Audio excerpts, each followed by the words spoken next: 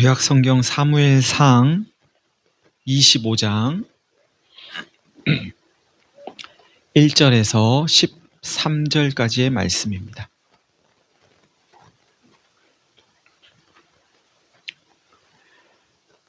제가 봉독하겠습니다. 사무엘이 죽음에 온 이스라엘 무리가 모여 그를 두고 슬피 울며 라마 그의 집에서 그를 장사한지라. 다윗이 일어나 바란 광야로 내려가니라. 마온에 한 사람이 있는데 그의 생업이 갈멜에 있고 심이 부하여 양이 3,000마리요 염소가 1,000마리이므로 그가 갈멜에서 그의 양털을 깎고 있었으니 그 사람의 이름은 나발이요 그의 아내의 이름은 아비가일이라. 그 여자는 총명하고 용모가 아름다우나 남자는 완고하고 행실이 악하며 그는 갈렙 족속이었더라. 다윗이 나발이 자기 양털을 깎는다 함을 광야에서 들은지라. 다윗이 이에 소년 10명을 보내며 그 소년들에게 이르되 너희는 갈멜로 올라가 나발에게 이르러 내 이름으로 그에게 문안하고 그 부하게 사는 자에게 이르기를 너는 평강하라. 내 집도 평강하라. 내 소유의 모든 것도 평강하라. 내게 양털 깎는 자들이 있다 함을 이제 내가 들었노라. 내 목자들이 우리와 함께 있었으나 우리가 그들을 해하지 아니하였고 그들이 갈멜에 있는 동안에 그들의 것을 하나도 잃지 아니하였나니 내 소년들에게 물으면 그들이 내게 말하리라. 그런즉 내 소년들이 내게 은혜를 얻게 하라. 우리가 좋은 날에 왔은즉 내 손에 있는 대로 내 종들과 내 아들 다윗에게 주기를 원하노라 하더라 하라. 다윗의 소년들이 가서 다윗의 이름으로 이 모든 말을 나발에게 말하기를 마치매 나발이 다윗의 사환들에게 대답하여 이르되 다윗은 누구며 이새의 아들은 누구냐? 요즘에 각기 주인에게서 억지로 떠나는 종이 많도다. 내가 어찌 내 떡과 물과 내 양털 깎는 자를 위하여 잡은 고기를 가져다가 어디서 왔는지도 알지 못하는 자들에게 주겠느냐 한지라. 이에 다윗의 소년들이 돌아서 자기 길로 행하여 돌아와 이 모든 말을 그에게 전하매 다윗이 자기 사람들에게 이르되 너희는 각기 칼을 차라 하니 각기 칼을 차매 다윗도 자기 칼을 차고 400명 가량은 데리고 올라가고 200명은 소유물 곁에 있게 하니라. 아멘. 13절까지 봤습니다. 사무엘이 죽자 온 이스라엘 무리가 모여 그를 두고 슬피 울며 라마 그의 집에서 사무엘의 집에서 그를 장사했다 하면서 오늘 본문은 시작합니다. 사무엘은 이스라엘의 체제가 바뀌는 일에 결정적인 역할을 한 사람입니다. 즉 이스라엘 백성들이 왕을 세워달라고 요청할 때 그 요청을 듣고 하나님께 전한 사람이 사무엘이고 하나님께서 이스라엘의 왕을 허락하실 때 하나님 뜻을 따라 사울에게 기름을 부어 왕으로 세운 사람도 사무엘입니다. 이후 다윗에게 기름을 부어 다윗이 이스라엘의 왕이 될 것을 알린 사람 역시 사무엘이었습니다. 다윗이 사울을 피해 도망 다닐 때 이 사무엘을 찾아간 적도 있었습니다. 이렇듯 사무엘은 다윗에게는 물론이고 사울에게나 이스라엘 모두에게 매우 특별한 사람이었습니다. 그런 사무엘이 죽었으니 온 이스라엘이 슬퍼했다 하는 말은 전혀 과장이 아닐 겁니다. 온 국민이 백성들이 다 슬퍼했을 거예요. 사무엘의 죽음이 어떤 사람들에게는 신앙의 지표가 흔들릴 정도의 일이었을지도 모릅니다. 자신을 붙잡아주고 지탱해주던 신앙의 거장이 사라졌으니 그럴지도 모르겠습니다. 혹 다윗도 흔들렸을까요? 오늘 본문은 사울의 죽음 때문에 다윗의 믿음이 흔들렸다거나 그런 분위기를 전해주지는 않습니다. 사무엘이 죽었다는 사실보다 더 중요한 건 사무엘이 죽은 이후에도 다윗은 여전히 하나님 앞에서 살아가야 했다는 겁니다. 사무엘의 장례가 다 끝나고 다윗은 다시 바란 광야로 내려갔다고 오늘 본문은 말씀합니다. 자기 자리로 간 거예요. 계속해서 본문은 마온에 사는 한 사람을 소개하는데요. 그의 생업은 갈멜에 있었답니다. 마온과 갈멜은 유대 남부 지역에 있습니다. 이스라엘이 이렇게 길쭉하게 있으면 이 남쪽에 이제 유대 땅이 있는데 그 유대 땅 중에서도 남쪽에 있었다는 겁니다. 갈멜은 엘리야가 바알 선지자와 대결했던 갈멜산하고는 달라요. 이건 그냥 갈멜입니다. 갈멜산은 저 북쪽에 있고요. 이 갈멜은 남쪽에 있습니다. 나발이 이곳에서 자기 양과 염소를 많이 키웠대요. 3,000마리, 1,000마리. 부자였답니다. 그런데 거기서 양의 털을 깎고 있었답니다. 그의 아내 이름은 아비가엘인데 총명하고 아름답고 그랬대요.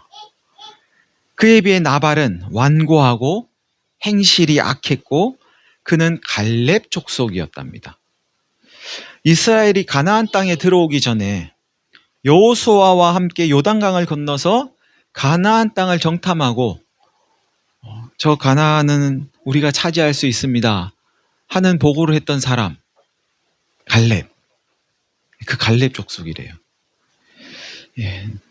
나발이 이제 그 갈렙의 후손이라는 건데요. 나발의 신앙은 그 갈렙하고는 사뭇 달랐던 것 같습니다. 한편 바란 광야에 있던 다윗은 나발이 양털 깎는다는 소식을 듣습니다. 농민들에게 추수는 축제라고 할 수 있죠. 이 목축을 하는 사람들에게, 유목민에게 양털 깎기 역시 축제입니다. 다윗이 그 소식을 듣고는 소년 10명을 나발에게 보냅니다. 소년이라고 하면 중고등학생 정도를 생각하실지 모르겠는데 그거보다는 조금 더 나이가 많은 고등학교 졸업한 한 20대 초중반 정도의 남자라고 생각하시면 될 것 같아요. 다윗이 소년들을 보내면서 하는 말을 한마디로 정리하면 당신의 종들이 양을 칠 때 우리가 도와줬으니까 먹을 것 좀 주세요 하는 겁니다. 이 말을 전하라는 거예요. 당시 광야에서 양떼를 보호하는 건 그리 쉬운 일은 아니었습니다.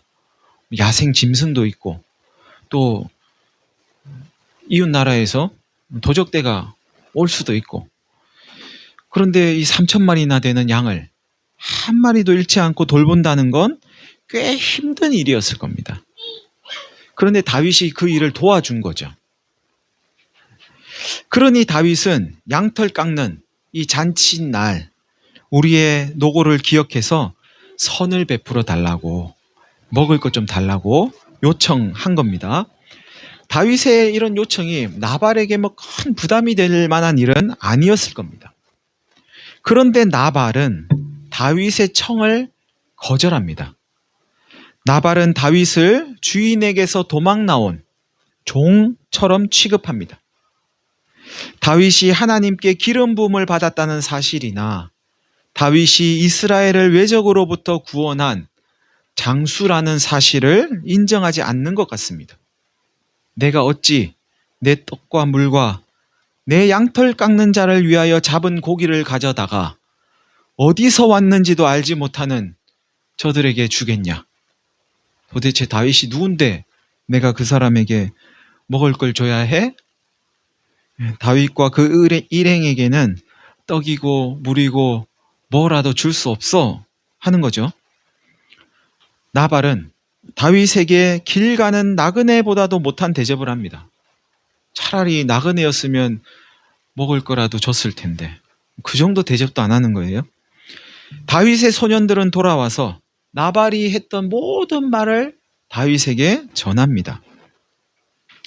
만약 여러분이 다윗이라면 나발의 그 말을 들었을 때 기분이 어떨 것 같으세요?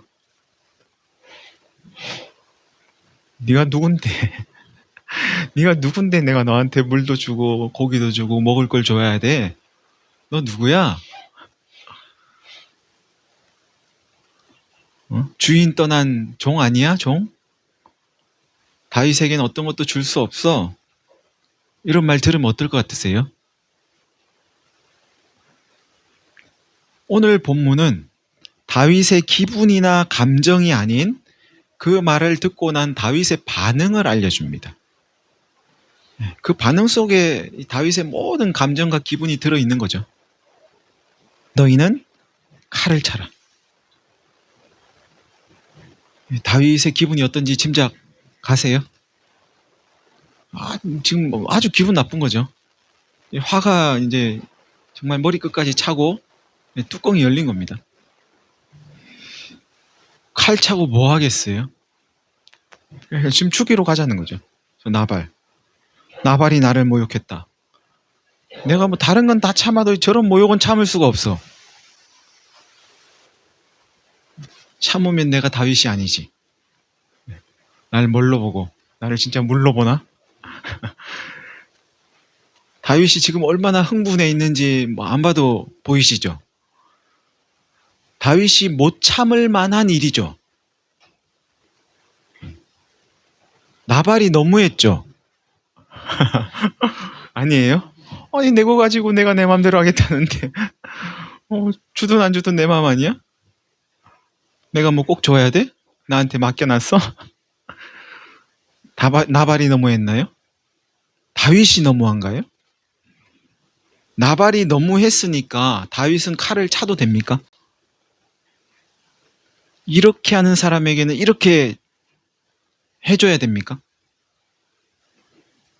다윗이 화를 낼 만한 이유가 충분하죠. 이유가 없는 건 아니죠. 근데 이유가 있다고 칼을 차야 되는 건 아니죠.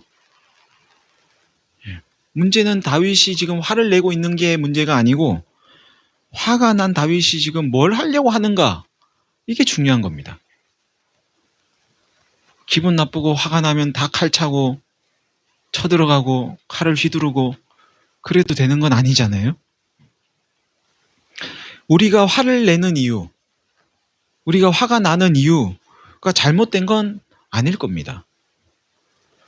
누군가 우리를 부당하게 대할 수도 있고 억울한 일이나 모욕을 당해서 그래서 화가 날 수 있죠. 그러나 내가 옳다고 내가 원하는 방식대로 상대방에게 갚을 수 있는 건 아니죠. 그래도 되는 건 아니죠. 그래도 됩니까?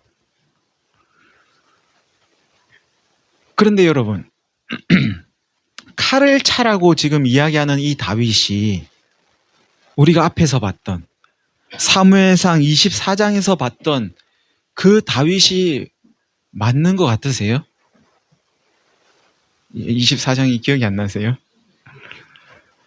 자신에게 창을 던지고 온 이스라엘 군대를 동원해서 자기를 죽이려고 했던 그 사울을 죽일 수 있는 절호의 기회가 왔을 때 다윗이 뭐라 그랬죠? 하나님께서 기름 부어 세우신 왕을 내 손으로 죽이는 건 하나님이 금하시는 일입니다 하면서 아주 침착하게 그러는 거 아니에요. 했던 다윗이 지금 이 다윗이 맞아요? 물 안 준다고, 먹을 거 안 준다고 흥분해서 칼을 차라고 하는 것이 그때 그 다윗이 맞나? 쉽지 않으세요? 사람이 배가 고프면 배고프시기 전에 설교를 빨리 끝내야 될 텐데 24장에서 등장했던 다윗은 하나님이 다 판단하실 겁니다. 제가 판단 안 하겠습니다. 그랬는데 지금 25장의 다윗은 칼을 차고 있습니다. 자기가 판단하고 있는 거죠. 이거는 내가 가만둘 수 없어. 나를 이렇게 모욕하다니 내가 이 칼을 휘두르고 말 거야. 자기가 다 결정하고 있잖아요. 같은 다윗 맞나요? 하나님께 맡기던 다윗도 다윗이고 자기 손으로 지금 갚으려고 하는 이 다윗도 다윗입니다. 어제 다윗의 마음은 가짜였나? 그렇게 볼 일은 아닌 거죠. 그렇게 볼 일은 아닙니다. 오늘의 다윗이 갑자기 다른 사람이 된 것도 아닙니다. 어제의 마음, 오늘 마음, 아침 마음, 저녁 마음, 다른 것이 인간의 모습이라고. 그게 사람의 연약한 모습이라고 오늘 성경은 우리에게 가르쳐 줍니다. 사람이 그렇다고요. 여러분, 그런데 이렇게 마음이 흔들리는 거, 마음이 변하는 거, 이것과 그 변하는 마음대로 내가 행동하는 거, 이건 다른 일입니다. 시험을 받는 거, 그리고 내가 시험에 넘어지는 거, 다른 일이죠. 화가 나는 것과 화가 나서 내가 어떤 행동을 하는 거, 그건 전혀 다른 일입니다. 화가 날 수 있고, 억울할 수도 있고, 속상할 수도 있죠. 그렇다고 칼을 차고 칼을 휘두르는 건 전혀 다른 문제입니다. 다윗은 지금 칼을 차고 있습니다. 여러분, 혹 우리도 그럴 때가 있지 않습니까? 예배를 드리다가 하나님의 은혜를 깨달았어요. 예배 가운데 하나님의 사랑을 느끼고 하나님, 제가 하나님을 사랑합니다. 뭐 이런 고백도 합니다. 하나님께서 원하시는 삶을 다시금 살아가겠다고 결심도 하고요. 그런데 하루 이틀 시간이 지나면 누군가의 말 한마디에 마음이 상하기도 합니다. 무시당하고 사람들이 나의 수고를 알아주지 않고 그러면 순간 나도 똑같이 무시해 줄 거야. 더 이상 참지 못하겠어. 어떻게 나를 이렇게 대할 수 있어? 뭐 이것도 한두 번이지. 내가 손해보는 것도 한두 번이지. 더 이상은 손해볼 수 없어. 그러다가 손에 칼을 쥐고 말로 어떤 반응으로 어떤 태도로 칼을 휘두를 준비를 할 때가 혹 있지 않습니까? 우리가 이렇게 흔들리는 이유, 우리의 결심이 그리 오래 가지 못하는 이유, 다 우리가 연약하기 때문입니다. 우리가 생각하는 것보다 우리 자신을 잘 모를 수 있습니다. 나는 절대로 그러지 않을 거야 하지만 어떤 일이 나에게 닥치면 마음이 흔들리고 속이 상하고 뚜껑도 열리고 그럽니다. 하나님께 맡기겠습니다 해놓고는 어느덧 다시 주섬주섬 나에게로 가져와서 내가 해결하려고 합니다. 그러는 사이 나도 모르게 칼을 찹니다. 여러분, 신앙은 내 의지와 내 결단만으로 완성되는 건 아닙니다. 하나님의 말씀을 따르겠습니다. 하나님께 맡기겠습니다. 제가 순종하겠습니다. 하는 한두 번, 수십 번, 그 몇 번의 결단만으로 우리의 믿음이 완전해지는 건 아닙니다. 어제의 결단이 오늘의 믿음을 자동으로 보장해 주지도 않습니다. 어제는 어제고 오늘은 오늘입니다. 오늘은 이렇게 하나님을 믿었는데 내일은 또 어떻게 될지 사실 장담할 수가 없습니다. 그래서 순간순간 하루하루 하나님을 의지하면서 살아야 합니다. 믿음은 그저 점 하나를 찍는 겁니다. 믿음의 길을 올곧게 걸어간다는 건 흔들림이 없어야 한다는 게 아닙니다.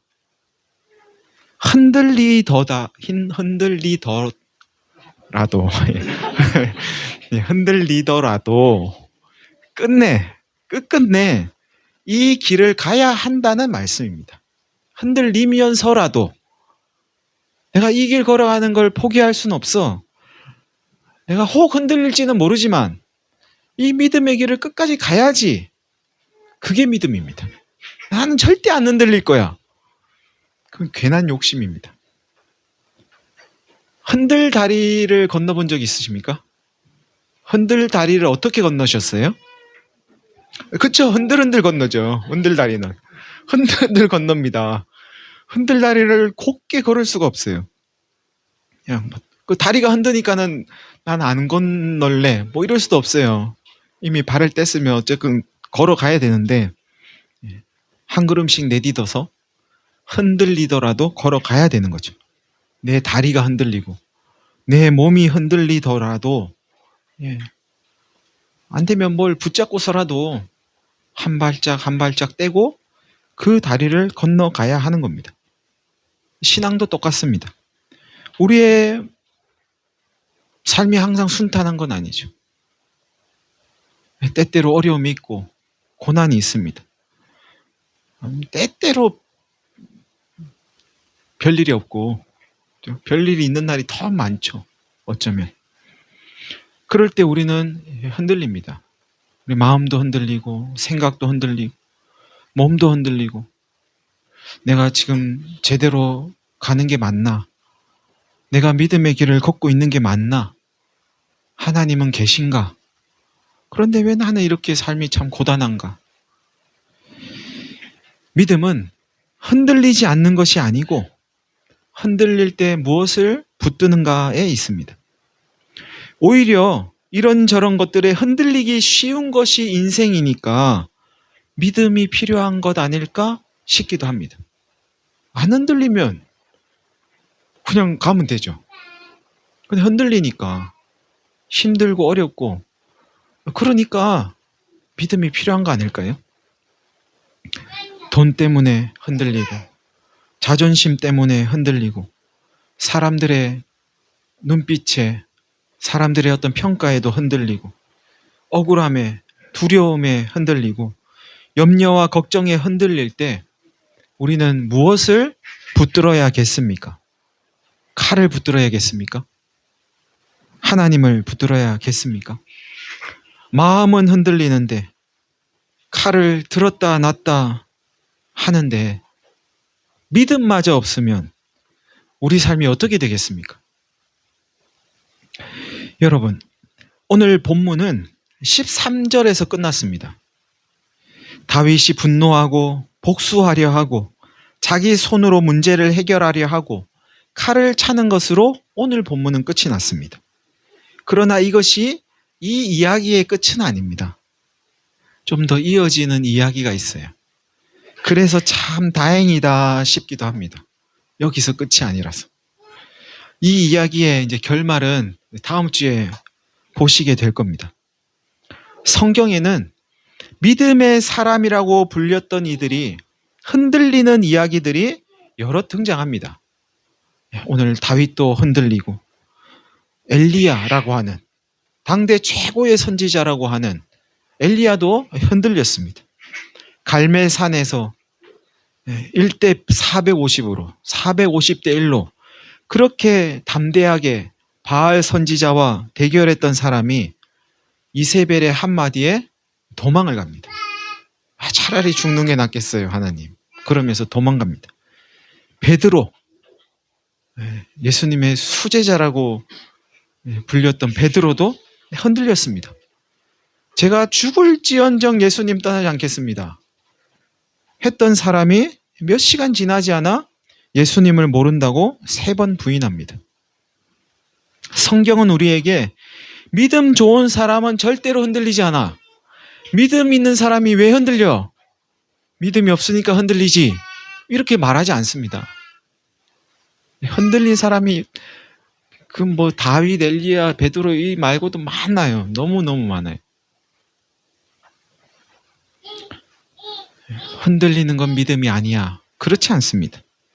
믿음의 사람도 흔들릴 수 있다는 것을 성경은 가감없이 우리에게 보여줍니다. 여러분, 다윗은 흔들렸습니다. 어제의 다윗은 하나님께 맡겼지만 오늘의 다윗은 자기 손으로 갚으려고 합니다. 오늘 본문에는 다윗이 묻는 장면이 없어요. 하나님께.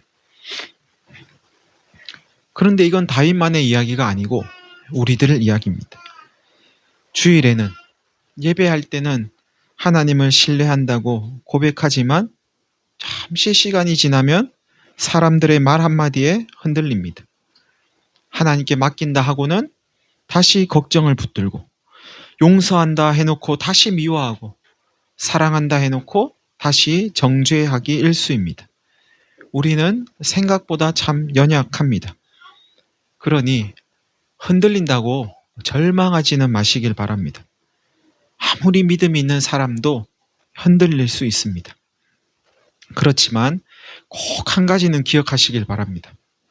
흔들리는 것과 흔들릴 때 생겨나는 그 마음 그대로 행동하는 것은 전혀 다른 일입니다. 화가 날 수도 있고 억울하고 속상하고 두려울 수 있습니다. 그러나 그때 칼을 드시면 안 됩니다. 하나님께 그때 그 마음, 그때 생겨나는 그 마음을 그대로 하나님께 고백하시길 바랍니다. 화나면 하나님 저 화나요. 하나님한테 화를 내세요. 하나님 저 너무 억울해요. 제가 지금 억울한 거 안 보이세요? 하나님 지금 제 마음이 흔들리고 있습니다. 제 믿음이 지금 흔들리고 있습니다. 저 너무 속상합니다. 제가 지금 칼을 차고 싶습니다. 그렇게 그런 마음이 생길 때 그 마음을 하나님께 그대로 가져가서 하나님께 이야기하십시오. 믿음은 흔들리지 않는 것이 아니고 흔들리는 그 마음을 가지고 하나님께 나아가는 것입니다. 그럼 하나님이 뭔가 아무튼 해결을 해 주실 거예요. 칼을 차라 하시든지, 야 그래도 칼을 차면 되겠냐 하시든지, 네가 속상하니 나도 속상하다 하시든지 뭔가를 아마 하실 거예요. 하나님. 사랑하는 성도 여러분, 흔들리지 않는 게 믿음이 아니라 흔들리더라도 여전히 하나님께 나아가서 하나님을 찾는 것이, 그것이 믿음이라는 사실을 마음에 새기시면서 흔들리는 그 순간에도 하나님 붙들고 믿음의 길을 걸어가는 저와 여러분 되시기를 간절히 바랍니다. 우리 한 1분 정도 기도하시겠습니다.